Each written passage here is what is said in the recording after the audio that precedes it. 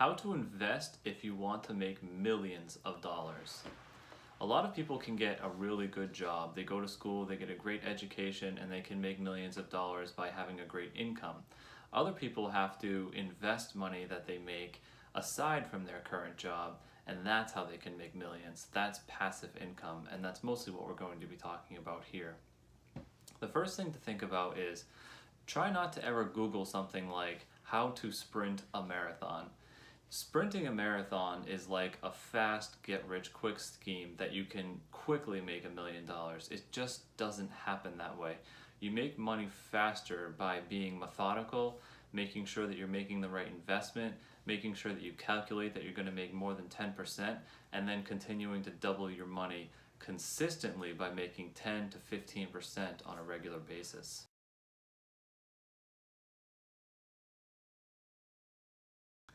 An easy way to think about growing is thinking about zeros. So you start with 0 and then you go to 10 and then you go to 100 and then you go to 1,000. Getting to $1,000 in your savings account shouldn't be that difficult. If you can save $100 per month, then you should be able to get there in about a year. So that's, from 100 to 1,000, and then when you try to go from 1,000 to 10,000, that's where it starts to get pretty difficult. If you can get $10,000 into your savings account, then you can make a solid investment that would make you more than 10% per year, but you have to do the calculation. You can't just assume that buying real estate, for instance, is a great investment. So I'm just going to buy a random piece of property. I'm not going to look at the current value of it. I'm not going to look at the monthly cash flow of it. I'm not going to look at the difference of the cash flow compared to how much I invested. You have to look at all of those things and be sure that you're going to make more than 10%, because the power of 72, which is created by Albert Einstein, the power of 72 is you take 72 and you divide it by the interest rate, and that's how quick you can double your money. So if you can make 10%, then 72 divided by 10 is 7.2. So if you're making 10% on your money, then you're going to double your money in 7.2 years. So if you can find a real estate investment where you're going to put in $10,000 and you look at the monthly rent and you look at your monthly expenses and you can see that you're going to make $2,000 per year, then that's $2,000 against the $10,000 that you invested, which means that you're going to be making 20% on your money, and that is a great investment. The more you put down on real estate, the more difficult it is to make 20%. You're going to get a little closer to 10%, but if you can find an investment where you're going to make 20% consistently year after year after year, then you're going to double your money in 3.6 years, which means if you invest your money today, $10,000, and you plan on making $2,000 per year, you're going to make that $2,000 per year, and before 5 years goes by, you're going to reinvest that money into more real estate, and you're going to be making more money. So that's compounding interest. You can't just leave your money in your savings account. The longer you leave it in your savings account, the less you're going to end up making per year.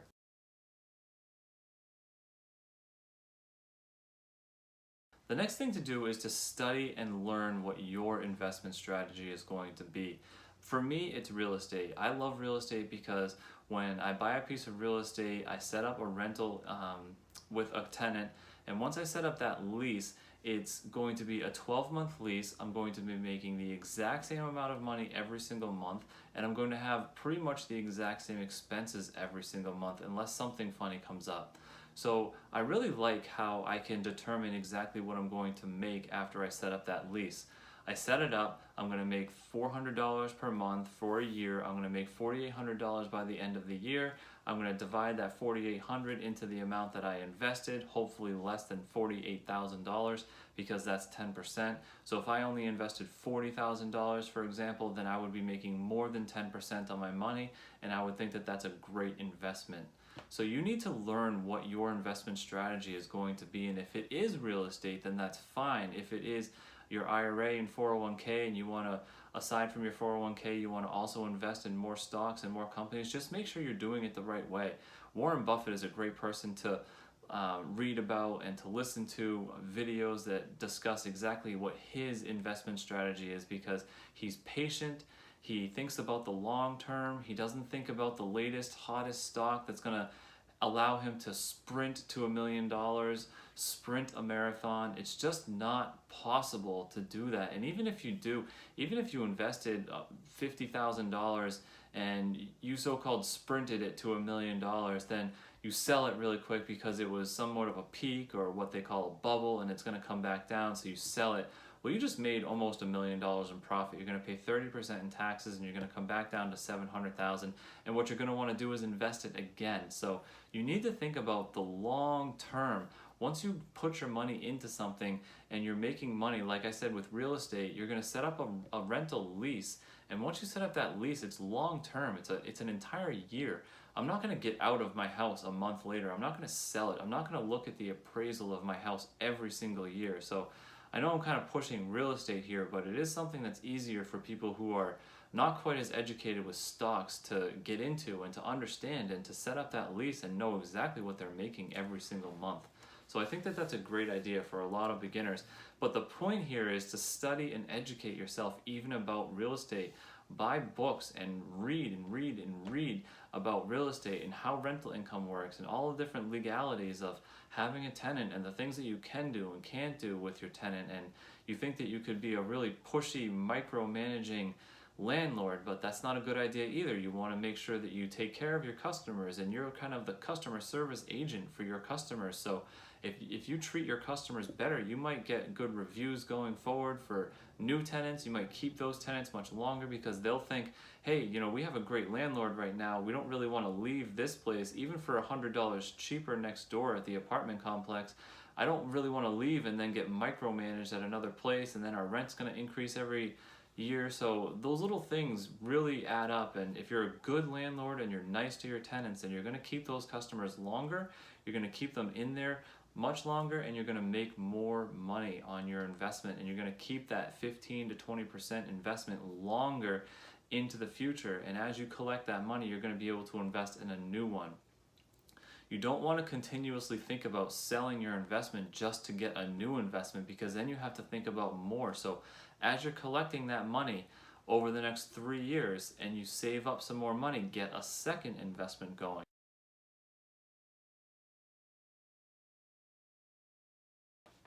Okay, like I said with cash flow, you want to make sure that when you put down $10,000 on anything, that you're going to be making $1,000 per year. That's 10%. You'll double your money every 7.2 years. If you can make $2,000 on that investment, then you'll be making your money back in 3.6 years. You might think $10,000 invested, I'm making $2,000 per year, I'm going to make my money back in 5 years. Technically, yes, that's correct. But in those 5 years, if you also invest that $10,000 into a second investment that's making $2,000 per year, the calculation turns into 3.6 years where you'll double your money. So every time you make more money from real estate, if you roll it back into more real estate instead of selling something and trying to buy something bigger, then you'll end up compounding that money, and you'll end up making your money back every 3.6 years, which is a great investment. So if you can save $115 per month, then that's $10,000 in 7.2 years. So you've saved in your first 7.2 years, you've saved $10,000. Now after 14.4 years, so you'll double your $10,000 that you invested into real estate at 10%, you're making $1,000 per month. You'll double that $10,000 into 20, plus you're still saving $115 per month for the next 7.2 years. So you'll also have $10,000 plus the $10,000 that you doubled into 20. Now you have $20,000 into your first investment, and you have more money to invest into another investment. So that's where it starts to compound after a few years.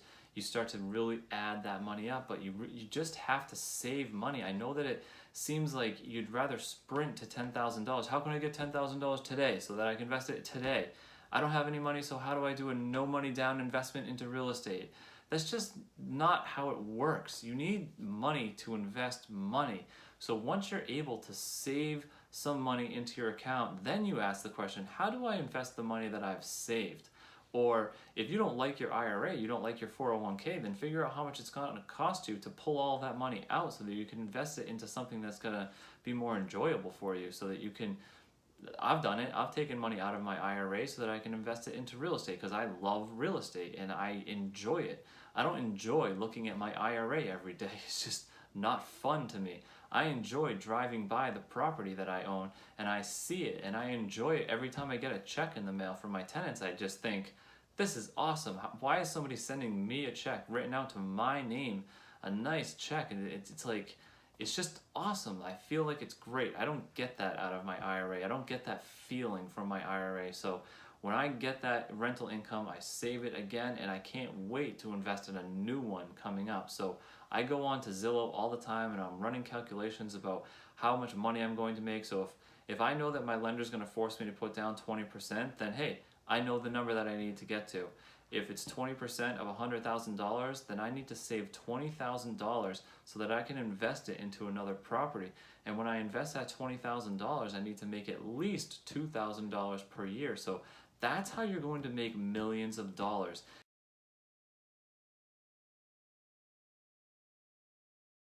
You can work and you can work and you can work. You can only work so many hours in a day.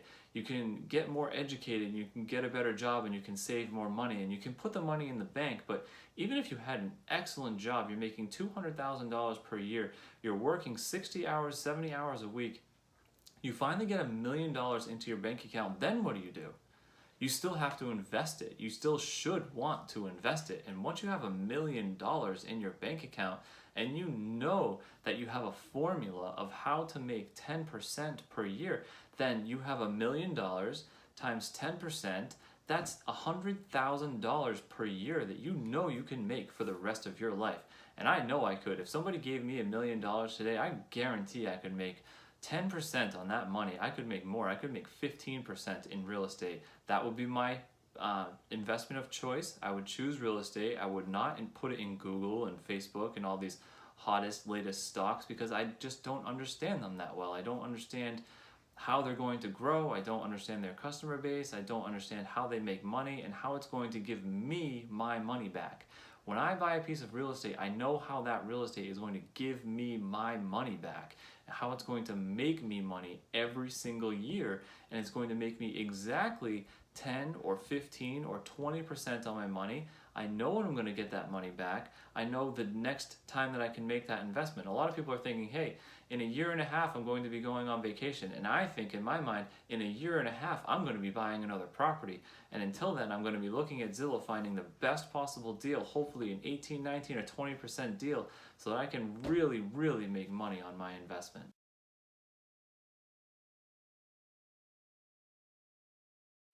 So there's a lot of other ways out there to invest your money. There's commodities, gold, silver, copper, and that kind of goes with supply and demand of when people are using it, when it's in high demand and people need it.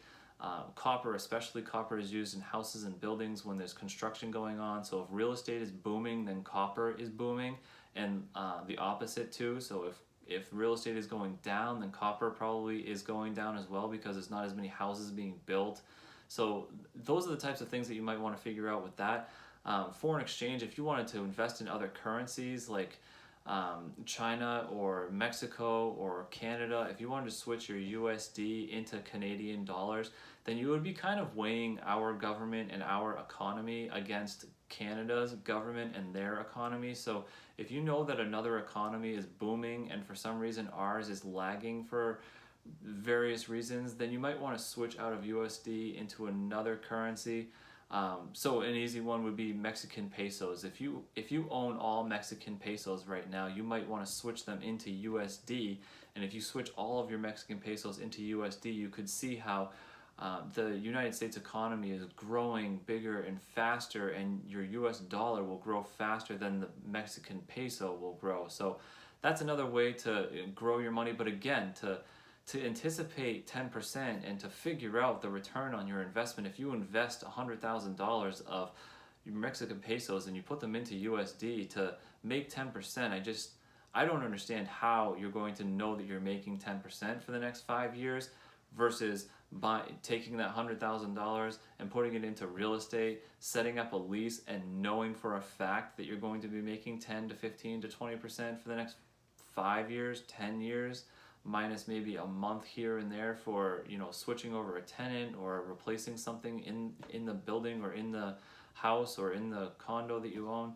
So there's a lot of different things out there that you can do with your money, and I don't recommend penny stocks and those other things that you just want to just try to sprint to $1 million. You don't want to sprint.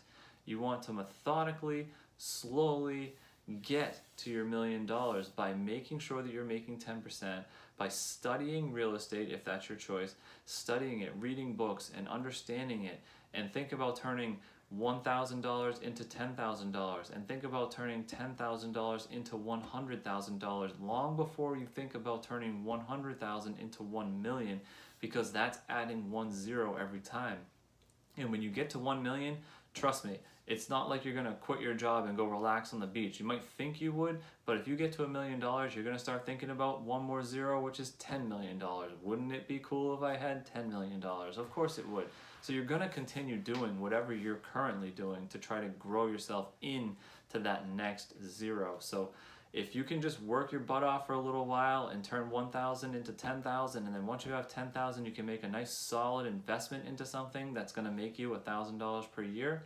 You continue working your butt off to get that next $10,000 ready as you're making $1,000 per year. You're adding those two together into one big pile, and then you invest $20,000 into something, and then you invest $30,000 into something later on, and you continue collecting that rental income.